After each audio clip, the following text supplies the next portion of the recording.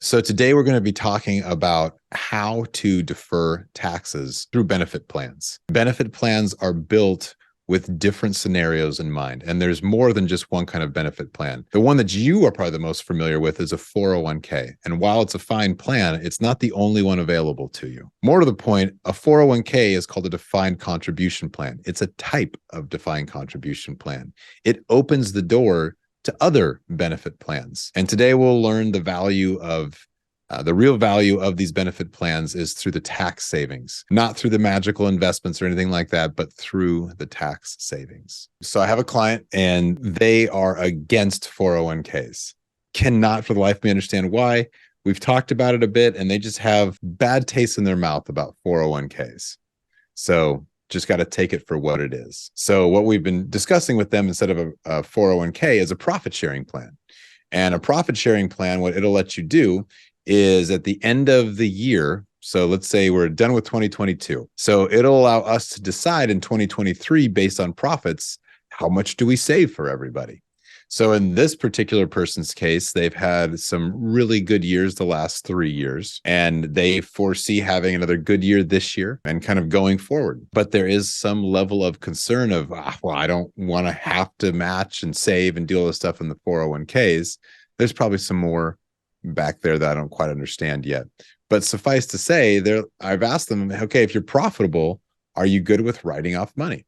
And the reason it's important is that owners of a company who use a profit sharing plan, especially when I have owners that are slightly younger than the rest of their employees, they get an outsized benefit in comparison to the amount of money going in a profit sharing plan. So if they save $100,000, they may get to keep $85,000 to $90,000 of that for their own savings account, and the rest would go to their employees. But they get a nice big write-off, and they also get a chance to save an outsized amount of return. And so in this particular case, I have 2 owners, and we'll be able to save a substantial amount of money for the 2 of them through a profit sharing plan. But the funny part is the reason the profit sharing plan is really important to them is it opens up the ability to use what's called a defined benefit plan. And then a defined benefit plan, we're able to save them hundreds of thousands of dollars and write off hundreds of thousands of dollars a year. So, you might think to yourself, well, Scott, this is getting a little bit into the weeds. And I would say to you, that's correct. We are getting in a little bit into the weeds because often people only have a knowledge of an IRA and a 401k. Past that, we start to kind of lose what else is out there because we get into the weeds. And so using someone who understands, hey, there's more types of what we call defined contribution plans, which is a 401k. A 401k is a very specific type of defined contribution plan. There are other ones that business owners can use, and it's a matter of fitting the defined contribution plan to the entity. Always going back to, there's lots of tools. What are the best use of the given tools that you have available to you? And in this situation, we had a client who just wasn't open to using a 401k. But because we have greater knowledge of the possible plans out there, we were able to pivot and say, no sweat, we won't use that. We'll use something else for you. And so it was great. We were able to still accomplish the goals of the client. At that same client, when we were talking to the third-party administrator, the record keeper, they came back and said, we can't really use a defined benefit plan, which surprised me. Was not ready for that. So I went back we set up a phone call. I talked to the actuary who's doing all the work, and they had misunderstood some numbers. So another reason to work with an advisor who has an understanding of how the actuarial process works and the plans is that people make mistakes. That happens from time to time. But the more eyeballs you have that understand the process, the better chance you have of making sure that those mistakes don't just continue on. So we were able to go back to the actuary and the record keeper and say, this isn't right. This is what we see. Why do you see something else? And in the end, they said, oh, you're right. We missed this part of the discussion. And great. So we were able to, still accomplish the client's goals, which is, I would argue a huge deal to miss out on $100,000 or $200,000 of write-offs. That's no small thing to miss. And they missed one small number that greatly affected the overall numbers. And so we were able to clarify that. So having someone that understands kind of the nuances of these different plans that are set forth by the IRS really helps someone take advantage of all of them, especially when you have somebody that's focusing on small business owners. You typically have, in my space, you either have people that are focused on just the owners and IRAs and rollovers and, selling big life insurance policies for estate planning purposes, or you have somebody that just does 401ks. They don't really do anything else. They're hyper focused in their niche. And so our niche tends to be that bridge point between making sure that you've got your personal wealth and making sure that the people that are good at those corporate type plans, like there's a bridge between them. And so that's really kind of where we step in for, attorneys or professionals that are kind of in that legal ecosystem.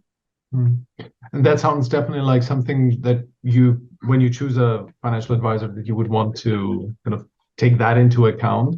Do they have the breadth that they could cover all my potential needs, or are they not just a one-trick pony that is focused on 401ks, for example? And I push people sometimes to run one-trick ponies, because there are times where the one-trick ponies are better at their jobs than me. And so I think you really just need an advisor, especially that can fairly assess, that's interested in your success and has enough knowledge of all these different pieces that surround these specific areas of retirement or wealth management or growing your net worth, business expenses. You need someone that has enough knowledge of all these things that can, start to look at and question if other professionals miss something, which is okay. I mean, professionals are going to miss things. That's why you have teams of people and not just one person. And we maybe run through the numbers. I think it would be quite interesting to add into the case study here. They would say, okay, so this was a client who, let's say you can disguise the numbers a little bit if you want to, but I think it would be quite interesting to say, okay, this is the revenue. These were the employee cost, right? This is how much it would have been if we had a 401k. They didn't choose it, they chose it differently. And so could you put together these numbers roughly? Yeah, we had a client, they bring in about $1.5 million a year. Their expenses are about $1 million a year before the owner's income. So once you take into account the owner's income, their real net profit at the end was about $200,000 a year. And to this point, they've just been keeping the profits in the company and choosing to pay the corporate taxes, as opposed to transitioning to the owners who would have paid a higher tax rate than the corporate taxes. When we were looking at the 401k would have allowed each owner to save about $66,000 a year. They would have ended up giving their matching their employees. It was around $8,000. So they would have been able to each write off $66,000 a year. They would have had to give their employees $8,000 or so. And so when we did the profit sharing plan, it looks like they'll still be able to save around $50,000 each. Their employees will end up getting around $6,000 each. So net, it hurts them a little bit, but not so much that I'm worried about it, right? They're still able to save a substantial amount of money. But the profit sharing plan opens up the door to the defined benefit plan. And the defined benefit plan allows them to save around $250,000. So we can take all the profits and put it into the defined benefit plan. In the defined benefit plan, about 90% of any contributions goes to the two owners and the rest goes to the employees. So we still have to kind of do some calculations and testing and make sure. But if they put in $200,000, they would get to keep about $180,000. All right. So if I have the two owners who between both of them save $280,000, when you look at their taxes, all that money, all that $280,000, if we sent it over to them, it would all be in the higher end of their income tax bracket. The higher end of the tax bracket for those two at this point, they're looking at any income they get at this point is around 32% tax between state and federal. So 32%, let's just say it's a third to make these numbers easy. We're essentially saving them about $90,000 in just straight up taxes. And so the expense to them is they've got their employees to think about. So the employees are going to receive around $26,000 of benefit, but the two owners are going to receive about $90,000 in benefit. So in the end, they net out about $62,000 of benefit. And, from my standpoint, as just a human being, I asked them pretty straight up. I'm like, would you rather that $28,000 goes to your hardworking employees or to the government, state and federal government? And of course, my two owners, they answer what everybody does. They're like, well, I'd rather go to my employees. I'm like, there you go. I was like, make something out of it. Tell your employees, hey, good news. We saved this amount of money for you this year. Yay. I said, you'll have employees then that are excited to be there and they'll know, did we have a super profitable year? We did. And you're going to get some more money. Hey, that's a person that's excited to be working there, excited to get some extra money into their pocket. Awesome. And so overall, of course, they were better off, because if they just had the profit sharing plan, that would not have made them better off. They would have been slightly worse off. But then with the defined benefit plan, net, they gained. Actually, even if they had only used the profit sharing plan, they would have ended up having a write-off between the two of them of about $100,000. Okay. That $100,000 would get them about $32,000 of voided tax they wouldn't have to pay. However, they would have to pay their employees about $6,000. So they would still come out ahead by $26,000, which is awesome. But the deal for the reason this is important for these owners is that we are going to slowly try and transition out of the business. Their goal is to sell the business or begin the process of selling the business this year. And so I need a vehicle in which we can put larger chunks of money so that the person coming in and buying the business from them can essentially transition and transfer the money to the two current owners in a tax efficient manner. So there's even more to this plan that, long term that we're looking to accomplish. And if I can, if we can, we're working with the record keeper and hoping that we can actually save a lot more than $200,000 a year for these two owners as they transition out. Got it. So that is quite a specific situation, because also, would most people in this situation who would not have this relatively arbitrary sounding dislike towards 401ks, that would be probably a very different constellation then. No, most people would have a 401k in the business, and then could they also do something like that could save them 200,000 a year with a 401k working or not? That's a good question. So in a 401k, we are limited to how much we can put in. The contributions are defined and there's limits to the contributions. So in the case of the current contributions, I believe the limit is around $66,000 a year. So if I have 6 owners, each owner can save $66,000 a year, but that is the limit. And really the owner saves a portion and then the company matches a portion. And then there's a profit sharing component to the 401k. So there's a lot of pieces in there. I'm simplifying this, for the purpose, because most people don't really care about the details. They just want to know, how much money can I save? Yeah. So the 401k, we're limited to how much we can save. The defined benefit plans change because in a benefit plan, we are defining the outcome, not the money that we're putting in. Where the defined contribution plan, where we have a contribution that is predefined. With the defined benefit plan, we have a benefit that's predefined. Well, that benefit, in order to get, let's say I decide, hey, I need to get from my defined benefit plan $100,000 a year when I retire. Then we work backwards.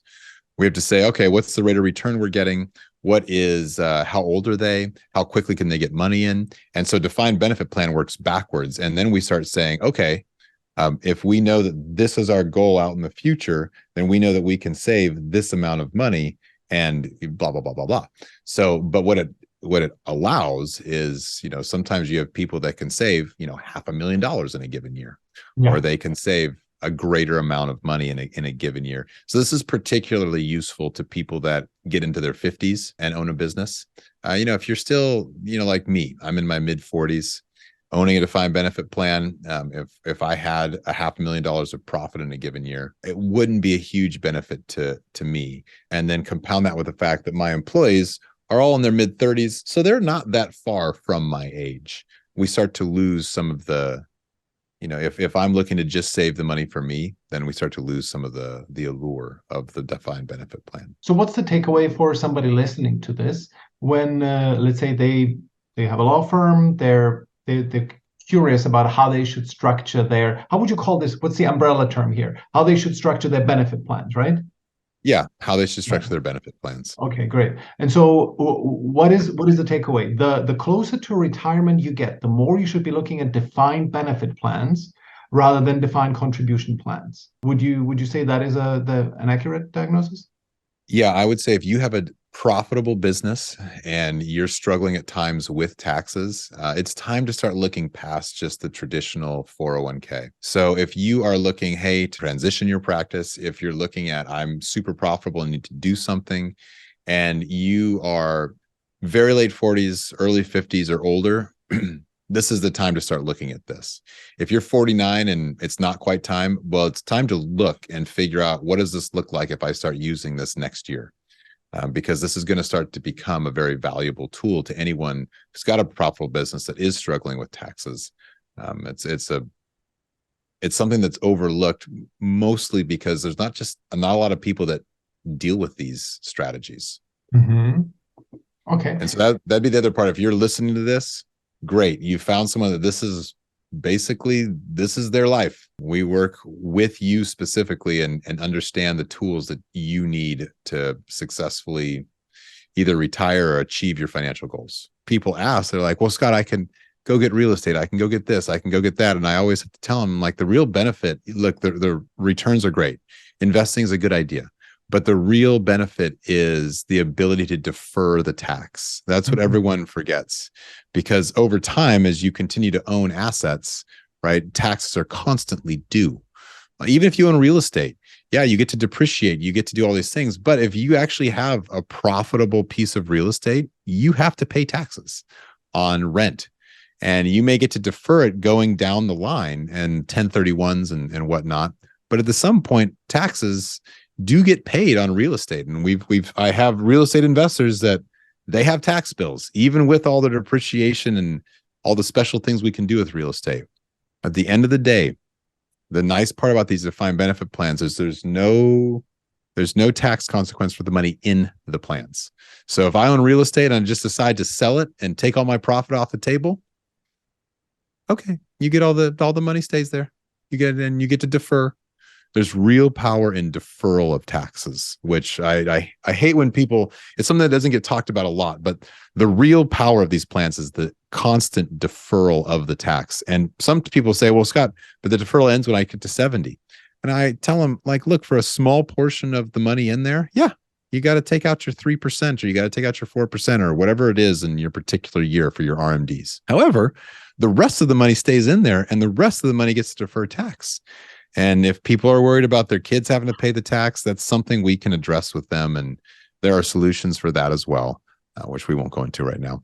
But suffice to say, the real value is in that tax deferral, whether anybody likes it or not. That allows you to build wealth far faster than most any other tool you can use. Very interesting. So that's the power of a defined benefit plan, is in the tax deferral. Yeah. Hmm.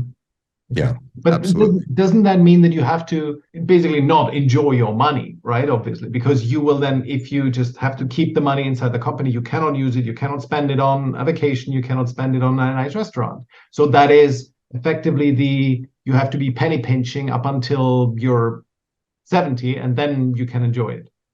Counter argument, no? Even then, no, because when I take the money out of the business at some point, let's say it's 70, I've got to pay the tax when we transition it from the business to the person. That's really where our magic comes in. Is our job is to help you transition money from the business side of the equation to the individual side of the equation, because we all recognize, people are very good about recognizing, hey, I need to say, I probably shouldn't spend every penny I make. Mm-hmm. And then it just becomes a matter of, well, okay, now we just have to design how we do that. Mm-hmm. Yeah, and have some discipline around that. Yeah. Mm-hmm. Yeah. And for attorneys specifically, this is just one of a myriad of tools. And as long as we can, as long as we're working with you on an ongoing basis, we often can find other ways to defer taxes, and we can get much more refined. And the more refined we can get in our approach, the more money you typically keep. Hey, if you found this video useful, you like the content, do me a favor, subscribe to our videos. You can also subscribe to our newsletter so we can stay in contact with you there. In the newsletter, we have some weekly tips. We have some information about the market so that you can make the most of your investments. And finally, if you like this content, if you have a 401k, if you don't have a 401k, you've never really taken the time to do this, click on that link below. Take some time to chat with us.